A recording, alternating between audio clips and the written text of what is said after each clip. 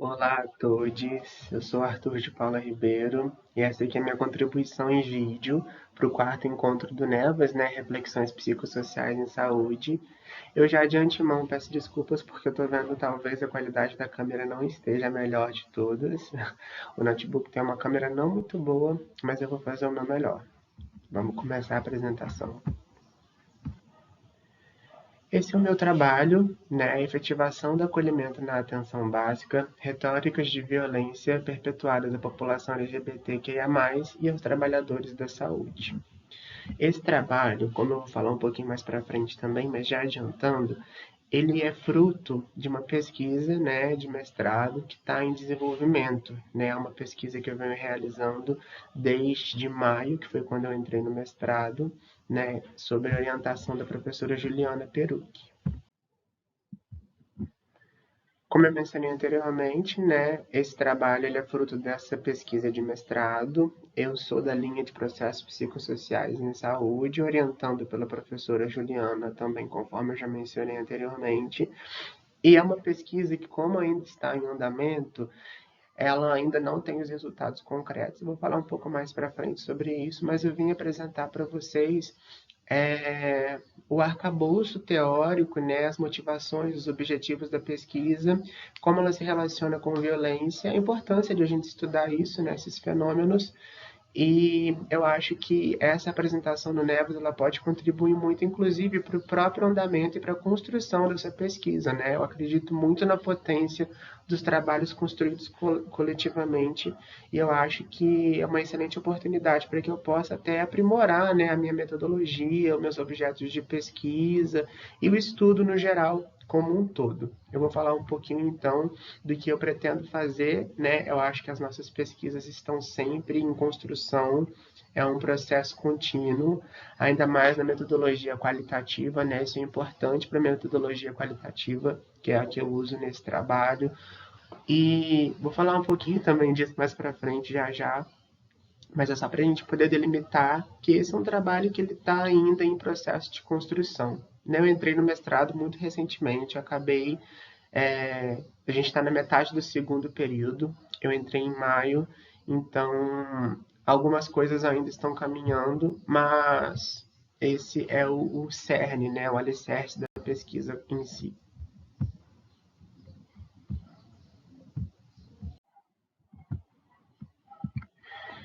Introduzindo o trabalho, eu acho importante comentar primeiro, né, que é um trabalho, uma pesquisa que está sendo desenvolvida no âmbito do SUS. Né? Para a gente poder conversar sobre o SUS, especificamente dos objetivos dessa pesquisa, a gente tem que lembrar que o SUS ele é alicerçado, né, em três princípios básicos: a universalidade, integralidade e a equidade, mas que especificamente para esse trabalho é importante que a gente tenha sempre em mente o conceito de equidade, que é o conceito que vai alicerçar grande parte das discussões desse trabalho.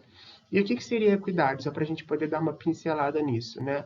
A equidade, ela nos diz, né, postula para nós que todos os cidadãos, né, os grupos populacionais, eles têm necessidades distintas.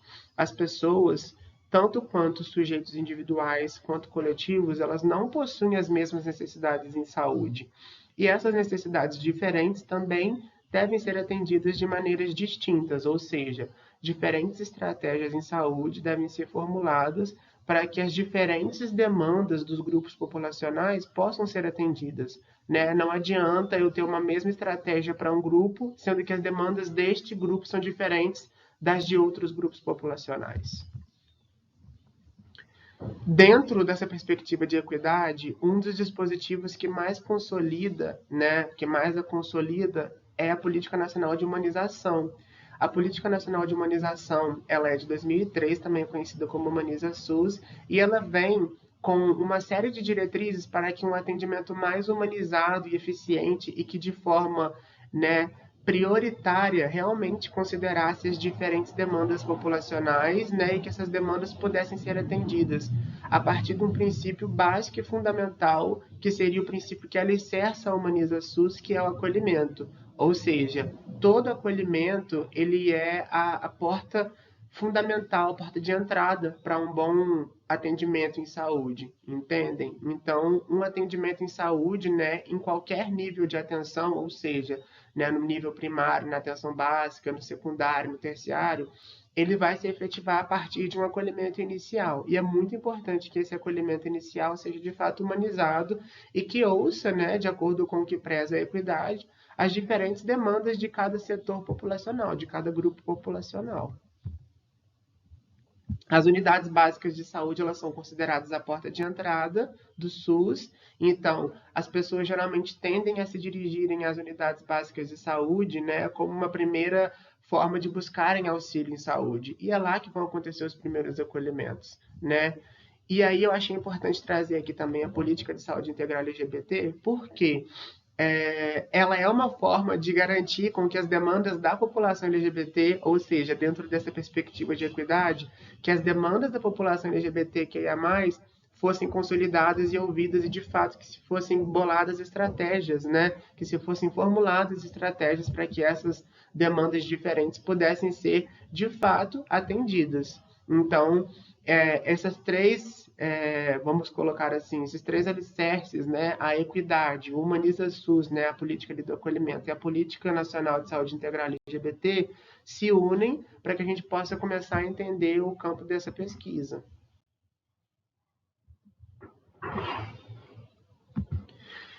E aí um contexto histórico, né? Essa pesquisa, ela parte do princípio de que a gente tem um entendimento de que, principalmente durante os governos, né, do Temer e do ex-presidente Bolsonaro, existiu um sucateamento muito grave, né, com uma tendência neoliberal ali nas estratégias de saúde, principalmente atingindo a atenção básica. E a gente está falando de financiamento, né, e também de um grande empuxo à privatização.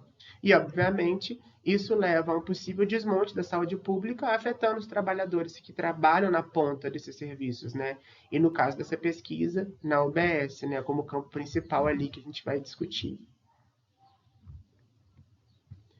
Obviamente, isso pode ser considerado uma violência, né? Uma violência institucional, porque a gente sabe que a violência ela se manifesta de diversas formas, não somente pela violência física, violência psicológica, emocional, mas também a violência institucional, que eu acho que é um âmbito importante para a gente poder discutir violência, né? A gente geralmente trata da violência como se fosse uma manifestação física, uma manifestação psicológica, emocional, mas ela também acontece legitimada pelo Estado.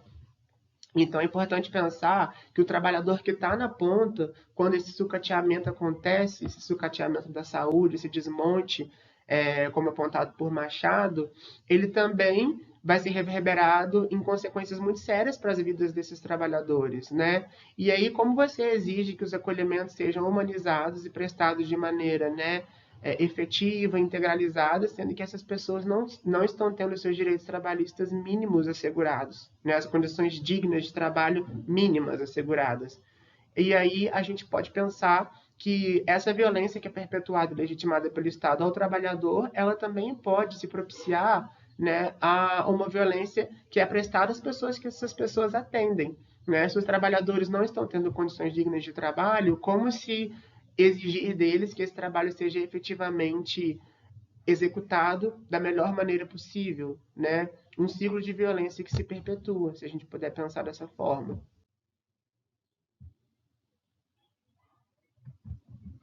Então, eu faço aqui a pergunta, né? Qual é o suporte que essas pessoas que são constantemente violadas, e aí eu estou falando não somente dos trabalhadores, mas também das pessoas LGBTQIA+, porque é importante que a gente considere, vou trazer dados agora mais para frente, no próximo slide, se eu não me engano, é importante que a gente considere que as pessoas LGBTQIA+, são uma população vulnerabilizada e que, né, foram alvo de um discurso extremamente LGBTfóbico e violento dentro do governo do presidente Jair Bolsonaro, né, do ex-presidente Jair Bolsonaro. E é importante que a gente demarque esse contexto político e social, porque ele alicerça essa pesquisa como um todo. Então, eu trago aqui o objetivo dessa pesquisa, né, que tem como objetivo principal relatar de modo aprofundado as dinâmicas concernentes à prática do acolhimento às pessoas LGBTQIA+, que se dirigem às UBS, e se esses acolhimentos estão em consonância com a Política Nacional de Humanização. E aqui é importante que a gente entenda que não se trata de vilanizar os trabalhadores da saúde, mas sim de entender que a partir do momento que eles estão sofrendo processos de desmonte, né, processos de violência institucional, eles também podem, diante dessas condições adversas de trabalho, perpetuar violências, né? Não às vezes efetivando um acolhimento, que seria um acolhimento mais ideal, um acolhimento efetivo, humanizado, e isso é uma violência às pessoas LGBTQIA+, que buscam os espaços de saúde para poderem, de fato, né, solucionarem as suas demandas de saúde integral. A gente não está falando só de saúde do corpo, saúde biológica, um contexto biopsicossocial, onde a gente sabe que a violência cotidiana na vida dessas pessoas tem grande impacto. E aí eu trago esse conceito da violência legitimada pelo Estado, né? Por quê? Esses são os dados que eu falei que eu ia trazer. O relatório da violência LGBTfóbica no Brasil, né, ele é desenvolvido pelo Ministério dos Direitos Humanos, aponta que de 63 a 2018 foram assassinados 8.027 pessoas que se identificavam como LGBTQIA+, no país. Ou seja, como a gente vai discutir política pública e saúde e violência sem levar em consideração um Estado, né, um país que mata as suas pessoas LGBTQIA+. Essas violências elas são legitimadas pelo próprio Estado, né? A partir do momento em que no governo Bolsonaro, por exemplo, foram efetivadas várias medidas consideradas desmonte, né? Um ataque à própria população LGBTQIA+. Além dos discursos do próprio presidente, que tem um caráter institucional, pois é o presidente que está falando, e a gente vai falar disso em análise do discurso, que é uma das ferramentas para a gente fazer análise dos dados nessa pesquisa. Outras ações, como, por exemplo, o desmantelamento do Conselho Nacional de Combate à Discriminação e Promoção dos Direitos de Lésbicas, Gays, Bissexuais, Travestis e Transsexuais, além da nomeação de pessoas, né, figuras notadamente LGBTfóbicas, como a ex-ministra Damares Alves e o pastor Marco Feliciano. E aí a coleta de dados desse trabalho, para a gente poder analisar essas violências, não só as violências perpetuadas aos trabalhadores da saúde, como também a população LGBTQIA+, vai ser feita a partir de um referencial teórico que ele considera os saberes localizados, né, que é o saber da pessoa que diz, a pessoa que vivencia aquilo, ela também é capaz de poder dizer daquilo que é vivenciado, como a própria Donna Haraway, né, essa primeira figura, fala para a gente. Michel Foucault e a análise do discurso, as perspectivas de biopoder, né? Os discursos, eles não são somente frases, proposições, enunciados, eles têm o poder de subjetivar, né? Eles fazem política, eles desmantelam política, como a gente tem visto e a gente tem percebido ao longo dos últimos anos, né? E a partir de qual local de fala, né? Qual local discursivo esses trabalhadores e essas pessoas LGBTQIA+, que buscam atendimento, estão tendo seus discursos ou impedidos de serem proliferados, ou proliferados mais ainda de maneira LGBTfóbica, né, quando buscam atendimento, por exemplo. Conceição Evaristo e a perspectiva evaristiana de escrevivência, né, a partir do momento que a gente entende que escrever significa eu, né, sujeito, pesquisador veado, igual eu gosto de demarcar, porque eu ser viado, eu ser bicha, eu ser gay, e eu gosto de falar dessa maneira para a gente tirar esse higienismo do termo homossexual, né? Também diz de um lugar de pesquisador. E isso é uma metodologia, isso é ciência, isso é rigor. É uma produção científica que vem de lugares que são, como diria a Donna Haraway, saberes localizados. E Sofia Faveiro, também, uma pesquisadora travesti, né, doutoranda da Bahia, ela traz para a gente a noção de psicologia suja, que é a gente fazer a análise, né, enquanto psicologia, enquanto uma disciplina, enquanto campo institucional, quais as sujeiras que nos atravessam e como isso reflete na nossa produção científica. São alguns dos teóricos, né, e teóricas que eu trago como referencial para essa pesquisa, para essa discussão, mas não são os únicos. Um delineamento qualitativo, né, uma pesquisa etnográfica, onde serão feitas entrevistas, né, registros de áudio, imagem, observação de campo, para a gente poder entender esses ditos, né, esses dizeres dos trabalhadores da saúde, das pessoas LGBTQIA+, numa unidade básica de saúde aqui de Juiz de Fora. E como essa pesquisa ainda está em andamento, a gente tem como resultados esperados uma análise desses discursos que se alinhe também com a política e o contexto na qual a gente vive aqui no Brasil, né? Um contexto de desmonte, um contexto violento, né? A gente entender que as violências que são institucionais, discursivas, também têm impacto na vida das pessoas.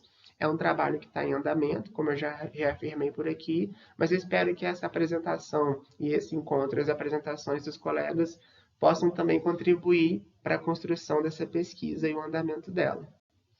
É isso, gente. Aqui estão as minhas referências. Agradeço imensamente a todos a atenção de vocês. Peço desculpas aí pela qualidade da câmera e pelo tempo corrido. Obrigado.